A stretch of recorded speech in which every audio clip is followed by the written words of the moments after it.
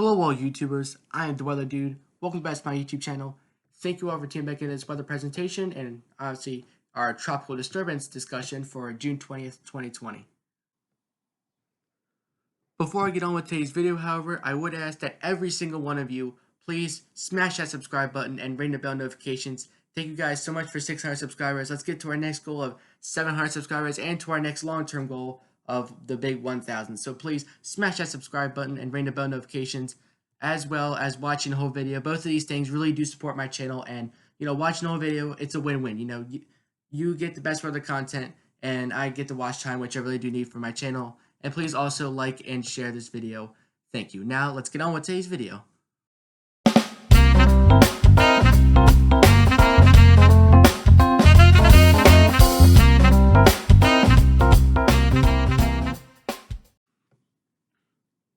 So in today's video, we're going to be talking about a tropical disturbance that is now brewing in the Western Atlantic. As of the latest update, this has not been declared an invest yet. Obviously, it'd be invest 95L if it did, because we've had 94L not too long ago. But it only has a 10% chance of development. I haven't had word that is an actual invest, but it's still a tropical disturbance, an area to watch here. But it is a broad area of disturbed weather that has a 10% chance of developing next 5 days, next 2 days. This system is going to move northeastward, potentially over the Gulf Stream, and that could increase its chances of development a little bit. It'll be moving away from the southeast coast. This will move northeastward, and a non-tropical low is going to form. The question is, can it gain some subtropical characteristics, where it's a half tropical cyclone, half just regular low pressure system? There won't be significant development, but this could still become a subtropical depression, subtropical storm. Definitely not out of the question when it does move over the Gulf Stream tomorrow. But once it early next week, once it moves over cooler waters early next week, once it moves away from that Gulf Stream, that heat source, after that development, the chances will be dropping off significantly. But the chances were never that high anyway, so we really don't have. I mean, the National Hurricane Center doesn't have too much confidence in this system. But as you can see, there is definitely a swirl. It's not that organized, but there is a swirl there. You can see it's right about here, sitting off the coast of North Carolina. And if you look at the Hurricane Center, as of 2 p.m., it's sitting right off the coast of North Carolina. So it's just about right. It hasn't moved much in 5 hours. All right, there has been some rain over the mid-Atlantic, also due to an upper-level low disturbance, as well as a little surface low that will eventually develop right in this region here. But we do have some rain on the northeastern side. It doesn't look too organized, but definitely could be some subtropical material. Here's where the storm is sitting right now. It's some cooler than average waters right about here. I could get the exact coordinates from the Hurricane Center. So it's sitting at about, I should just look at right here. It's sitting at about, I'd say, estimated 74 degrees west and about 34 degrees north. All right, just giving you a rough estimate just by eyeballing it there. All right, so it's sitting at, about 75 and 35 north. So the storm system is sitting right about here and some cooler than average waters, but it will be moving northeastward under some much above average waters, and that's the interesting part that I think the Hurricane Center is going to be watching. That's that interesting little taste there. So here's where the storm system is sitting right now. It's just now leaving some Gulf Stream waters of 28 degrees Celsius, about 82 degrees Fahrenheit. It will be moving to a little patch of cooler water, more like upper 70s. Then it goes back into some warmer waters over the Gulf Stream. That's where the National Hurricane Center really watched it. But after that, it moves into even cooler waters of 60s. And that just has no chance after that. So if it does develop, it will be in this zone right here. That's the zone it's going to be developing in, just off the east coast. All right, so let's look at the modeling here and see what they think. I couldn't try and zoom in because it wouldn't catch the full storm on the loop here. So actually, I will be able to zoom in for you guys so you guys can see it better. All right, so here's the GFS model here. And here's the storm system at about 2 p.m. on the 21st. All right, sorry about that. I didn't even do that. I just did that with my mouse. That was weird. It does happen sometimes. All right, but here it is, 2 p.m. on the 21st on the left side of your screen here. All right, and you can see it does look subtropical. It's got a little hook echo there. It's got a little rotation. So if this does acquire the correct wind speeds, I definitely think this is subtropical material. All right, it will be eventually anyway. All right, this will be moving, and the high pressure system that's sitting off the coast of Canada and Newfoundland here will be steering it this way. We're eventually steering this storm system off on land, but by this point, by Monday morning, it's already moved over cooler waters anyway, so Not much confidence in this thing after that. Look at the surface winds. This is the full resolution map, so again, there's going to be a lot of L's and H's on here, but I'll be able to point out which one is the right low to watch for you guys. All right, and this is where I think it could get at its strongest even. Take a look at this. It's 2 p.m. Sunday. Here's the low.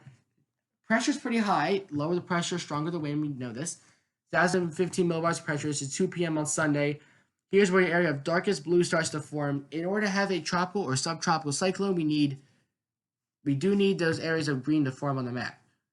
Okay, if we see green like we do here, that means tropical system.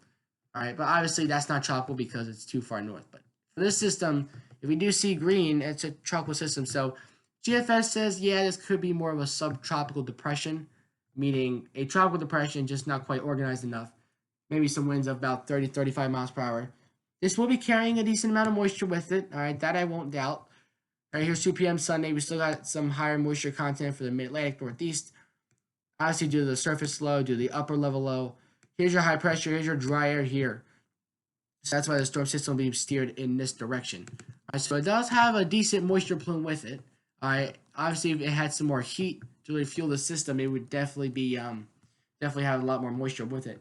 All right, so here is 8 p.m. Sunday.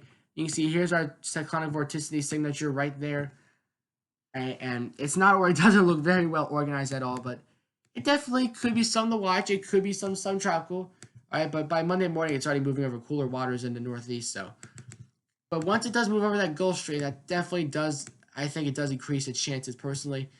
This is from now through the 25th, and you can see that the shear anomaly is a little bit above average. That's something you have to watch too. But as for the East Coast, there's less wind shear than normal, but where that storm system is going to be tracking here, there's going to be a little bit above average shear, maybe about 10 knots or so above average, and that could be a slight problem here. That could be a slight problem.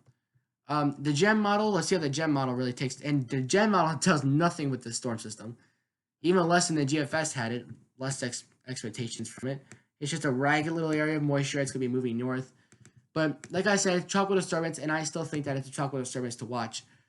Could it briefly acquire some subtropical characteristics? The GEM model just doesn't really have much faith in it. Honestly, it really doesn't. Now, in terms of the moisture signature here, 8 p.m. Sunday, again, like the GFS said, here's your high pressure, here's your little jet stream here.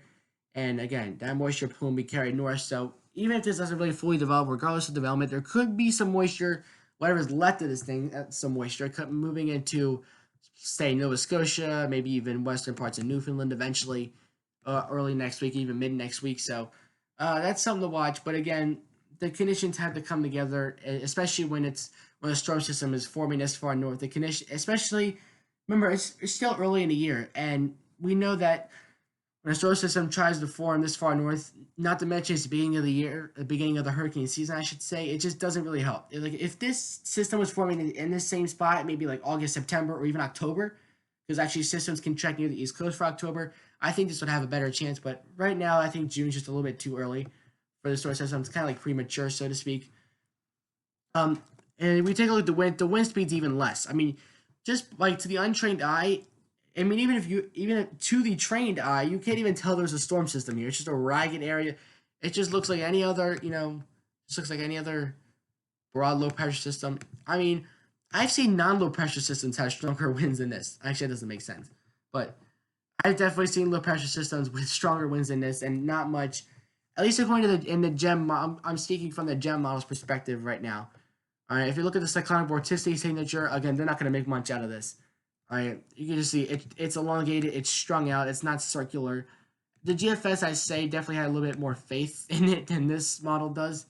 But it definitely has a little, counterclockwise rotation. It's got something, but by this point, it's already moved over much, much cooler waters. And it's just going to be a regular old low pressure system by that point. Shear anomalies, wind shear would be average, just slightly above average. Once it moves closer to Nova Scotia, it's going to encounter some below average shear. But like I said, yeah, sure, below average shear is great for developing hurricanes, but again, by the time it's moved towards Nova Scotia, the water is already way too cold. Even if the wind shear is low, you can't just have any low pressure system have low wind shear say, oh, tropical cyclone. There's a lot of different, factors that do go into this. All right, so let's take a look now at some of the probabilities, seeing, do we do the models ensembles are confident? Are they really confident? And they are. NCP, FNMOC, and the European model do actually give this thing from 0 to 120 hours. They actually give this thing a 70 to 80% chance of development right there. All right, it's a dark red. It's kind of cut off, but they actually do get a 70% chance of development. So the European and NCEP ensembles actually are pretty confident in this thing. All right, now let's look at some of that tracking. All right, this is NCEP, TC Genesis, and also has a little bit of tracking models with it. So it's gonna be moving northeast away from shore, and again, it's a little bit cut off by the map, but there is some brighter reds. That does indicate an 80+% chance of development even. So that's pretty interesting as well. All right, and finally, again, we do even have a 100% chance of development according to European. The little slab of pink right there indicates a 100% chance of development. So this could develop, possibly. We're going to have to see. Thank you for watching. I am the Weather Dude signing off. Until next time, catch you guys next video.